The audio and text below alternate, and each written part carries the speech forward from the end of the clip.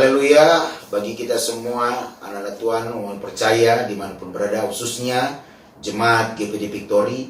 Kembali pada hari ini kita menerima lagi satu perenungan yang tertulis di dalam Yohanes pasal 16 ayat 33 yang berkata, semuanya ini kukatakan kepadamu supaya kamu beroleh damai sejahtera dalam aku.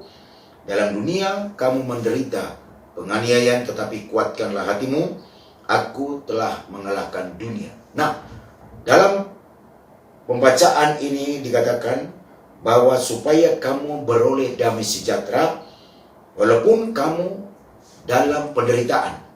Penderitaan di sini adalah pencobaan. Nah, sama dengan dalam bahasa Yunani disebut peirasmos, yaitu pencobaan, yaitu berkaitan dengan penderitaan. Makanya kita mengambil satu temanya adalah bertahan dalam penderitaan atau bertahan dalam pencobaan. Bagaimana kita bisa melewati penderitaan yang hari demi hari mungkin bisa mengganggu kita. Tetapi ayat demi ayat kita akan melihat untuk mampu kita melewati penderitaan. Ada 3 yang boleh kita lakukan dan kita pun alami untuk melewati itu semuanya. Pertama, kalaupun kita diperhadapkan penderitaan, satu adalah untuk menguji iman kita.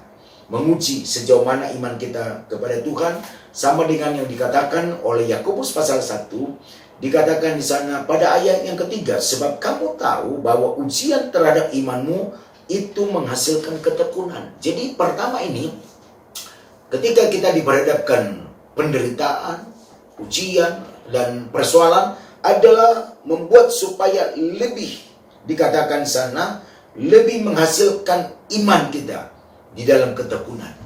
Nah, ketekunan itu kesungguh-sungguhan bergantung berharap kepada Tuhan. Dalam kita bertekun itu tentu kita tetap sukacita walaupun dalam menderita. Nah, bagaimana kita bisa bersukacita padahal dalam menderita? Tapi itu yang dikatakan di dalam 1 Petrus pasal yang pertama ayat 6 dikatakan, bergembiralah akan hal itu sekalipun sekarang kamu ini seketika harus berduka cita oleh berbagai pencobaan, oleh berbagai penderitaan. Maksudnya dalam penderitaan itu tadi dikatakan untuk memurnikan imanmu. Imanmu itu jauh lebih tinggi nilai daripada emas yang fana, yang diuji kemurnian dengan api, sehingga kamu memperoleh puji-pujian dan kemuliaan dan kehormatan pada hari Yesus Kristus menyatakan dirinya. Jadi ini pertama nih, menguji sejauh mana kemurnian iman kita untuk menghadapi ketika kita dalam penderitaan. Nah, yang kedua, dengan pencobaan itu tujuannya adalah untuk meningkatkan ketekunan kita kepada Tuhan. Nah, ketekunan itu dalam bahasa Yunani disebut hupomone. Artinya tetap bertahan dalam satu pencobaan sampai kita di tempat tujuan yang diinginkan oleh Tuhan. Nah, itu namanya hupomone. Nah, artinya apa yang dikatakan di dalam Yakobus pasal yang pertama ayat 4, biarlah ketekunan itu memperoleh buah yang matang, supaya kamu menjadi sempurna dan utuh dan tak berkekurangan satu apapun. Dan poin kedua ini, Bapak Ibu Saudara, supaya kita kuat di dalam menghadapi penderitaan, tujuannya adalah mematangkan supaya iman kita ini dikatakan di sana semakin matang. Iman kita semakin matang dan iman kita ini semakin maju, makin meningkat.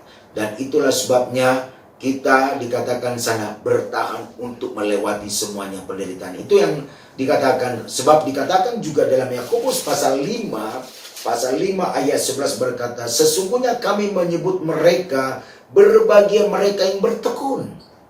Bertekun. Kamu dikatakan kamu telah mendengar tentang ketekunan Ayub dan kamu telah tahu apa akhirnya disediakan Tuhan baginya, karena Tuhan Maha Penyayang dan penuh belas kasihan. Nah, Tuhan itu penyayang, penuh belas kasihan. Kalau kita bertekun seperti ketekunannya Ayub di dalam penderitaan yang berat, anaknya meninggal, usahanya mengalami satu kesulitan, dan dia pun ditimpa oleh penyakit borok, tetapi dia tetap bertekun kepada Tuhan, dan akhirnya diuji dalam proses itu.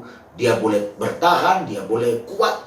Karena apa? Karena dia diproses, tetapi dia tetap bergembira. Makanya dia berkata, terpujilah Tuhan, Tuhan memberi, Tuhan mengambil. Nah, ini yang dikatakan poin yang kedua. Poin yang ketiga, poin yang terakhir. Nah, pencobaan itu, penderitaan itu, kalaupun diperhadapkan kepada kita hari-hari ini dalam kesulitan apapun, tujuannya supaya makin dewasa rohani kita, makin dewasa kerohanian kita di dalam Tuhan. Nah, kita lihat di dalam Efesus berkata, dikatakan Efesus pasal 4 ayat 12, untuk memperlengkapi orang-orang kudus bagi pekerjaan pelayanan, bagi pembangunan tubuh Kristus, sampai kita semua telah mencapai kesatuan iman dan pengetahuan yang benar tentang Allah, kedewasaan penuh. Jadi Allah ingin supaya orang-orang kudusnya diperlengkapi menjadi orang-orang yang dewasa, orang-orang dewasa di dalam Tuhan, dan sampai untuk mencapai serupa dengan gambar Kristus di dalam Roma pasal 8 ayat yang ke-29. Nah, yang ketiga ini, bagaimana supaya makin dewasa rohani kita. Kalau udah dewasa rohani kita, tidak gampang kita lari seperti Yunus lari dari kenyataan. Dan banyak seperti kita lihat Naomi lari dari Bethlehem, akhirnya mengalami kerugian yang besar. Nah, kita jangan lari. Dan ketika kita ada penderitaan, justru kita harus kita hadapi dengan gembira, dengan sukacita, dengan bersyukur.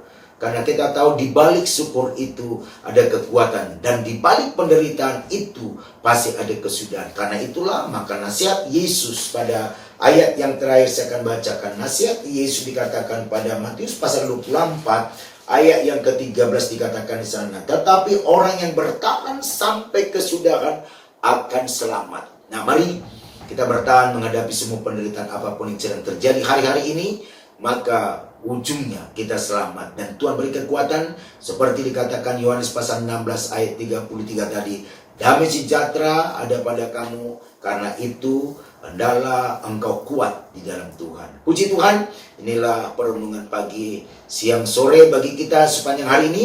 Kiranya Tuhan memberikan kekuatan, kemampuan, dan juga Roh Kudus menolong kita apapun yang menjadi beban pergumulan. Yakinlah, Yesus menjadi penolong kita yang sejati.